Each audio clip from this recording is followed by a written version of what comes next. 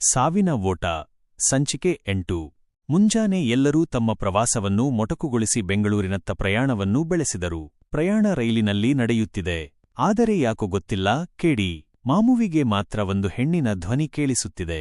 ಮಾಮು, ನಾನು ಬರ್ತೀನಿ, ನನ್ನನ್ನ ಕರ್ಕೊಂಡು ಹೋಗು, ನಾನು ಬರ್ಲಾ ಮಾಮು ಎಂಬ ಇಂಪಾದ ಧ್ವನಿ ಕೇಳಿಬರುತ್ತಲೇ ಇದೆ. ಇದರಿಂದ ಕೇಡಿ ಮಾಮುವಿಗೆ ಜ್ವರ ಬಂದಿತು.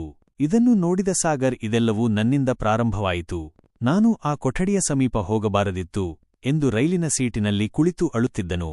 ಅವನ ಅಕ್ಕಪಕ್ಕ ಪ್ರೀತಿ ಮತ್ತು ಸಿಂಚನ ಕುಳಿತು ಸಮಾಧಾನ ಮಾಡಿದರು. ಇದಕ್ಕೆ ನೀನೇಗೆ ಕಾರಣವಾಗುತ್ತೀಯಾ? ನೀನೇನು ಬೇಕೆಂದು ಅಲ್ಲಿಗೆ ಹೋಗಿದ್ದೀಯಾ? ಇಲ್ಲ ತಾನೇ, ಯೋಚಿಸಬೇಡ, ಸುಮ್ಮನಿರು ಎಂದು ಹೇಳಿದರು. ಕೇಡಿ ಮಾಮುವಿಗೆ ರೈಲಿನಲ್ಲಿಯೇ ಚಿಕಿತ್ಸೆ ಕೊಡಿಸಲಾಯಿತು. ಆದರೆ ಯಾವ ಪ್ರಯೋಜನವೂ ಆಗಲಿಲ್ಲ. ಆದರೆ ಸ್ವಲ್ಪ ಸಮಯದಲ್ಲಿ ಆ ರೈಲಿಗೆ ಒಬ್ಬರು ಸ್ವಾಮೀಜಿ ಬಂದರು.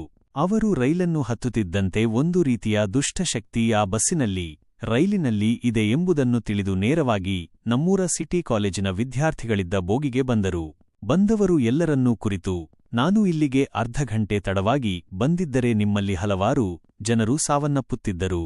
ನಿಮ್ಮ ಹಿಂದೆಯೇ ಅಪಾಯ ಹುಡುಕಿಕೊಂಡು ಬರುತ್ತಿದೆ ಎಂದು ಹೇಳಿದರು.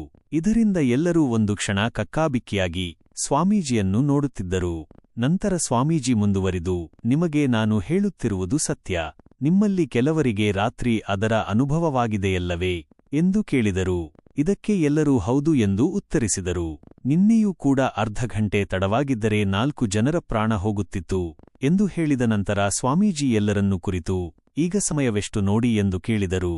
ಅದಕ್ಕೆ ಶಾಂತಿ ಮೇಡಂ, ಸಮಯವೀಗ 3:34 ನಿಮಿಷ ಎಂದು ಹೇಳಿದರು. ನಿನ್ನೆ ನೀವೆಲ್ಲರೂ ಆ ರೂಮಿನ ಬಳಿ ಹೋದಾಗ ಸಮಯವೆಷ್ಟಾಗಿತ್ತು ಎಂದು ಕೇಳಿದರು. ಅದಕ್ಕೆ ಪ್ರಜ್ವಲ್ ಪ್ರತಿಕ್ರಿಯಿಸಿ, ಸಮಯ ಮಧ್ಯರಾತ್ರಿ 3:34 ನಿಮಿಷವಾಗಿತ್ತು ಎಂದು ಹೇಳಿದನು. ಇದನ್ನು ಕೇಳುತ್ತಿದ್ದಂತೆ ಎಲ್ಲರಿಗೂ ಒಂದು ರೀತಿಯ ಭಯ ಉಂಟಾಯಿತು.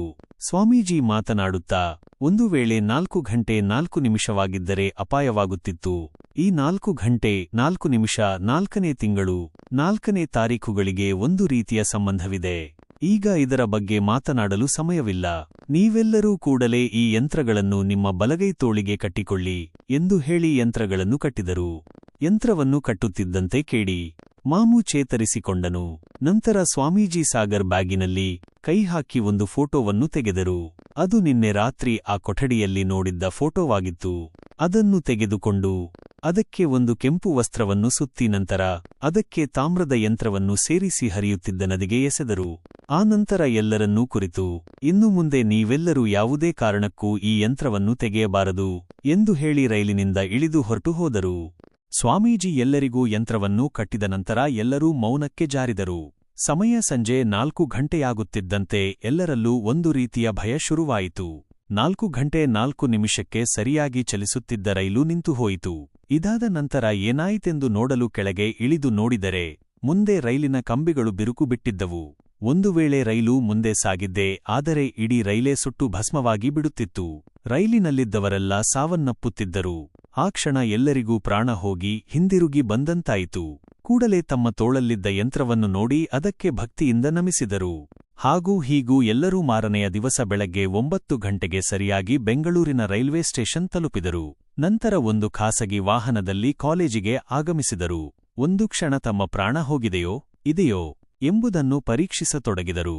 ನಂತರ ತಮಗೇನೂ ಆಗಿಲ್ಲ, ಬದುಕಿದ್ದೀವಿ ಎಂಬುದನ್ನು ಅರಿತು ಬಸ್ಸಿನಿಂದ ಇಳಿದು ಕಾಲೇಜು ಆವರಣವನ್ನು ಪ್ರವೇಶಿಸಿದರು. ನಂತರ ನೇರವಾಗಿ ವಿದ್ಯಾರ್ಥಿಗಳು ಭೋಜನ ಕೊಠಡಿಗೆ ತೆರಳಿ ಲಘು ಉಪಹಾರವನ್ನು ಸೇವಿಸಿದರು.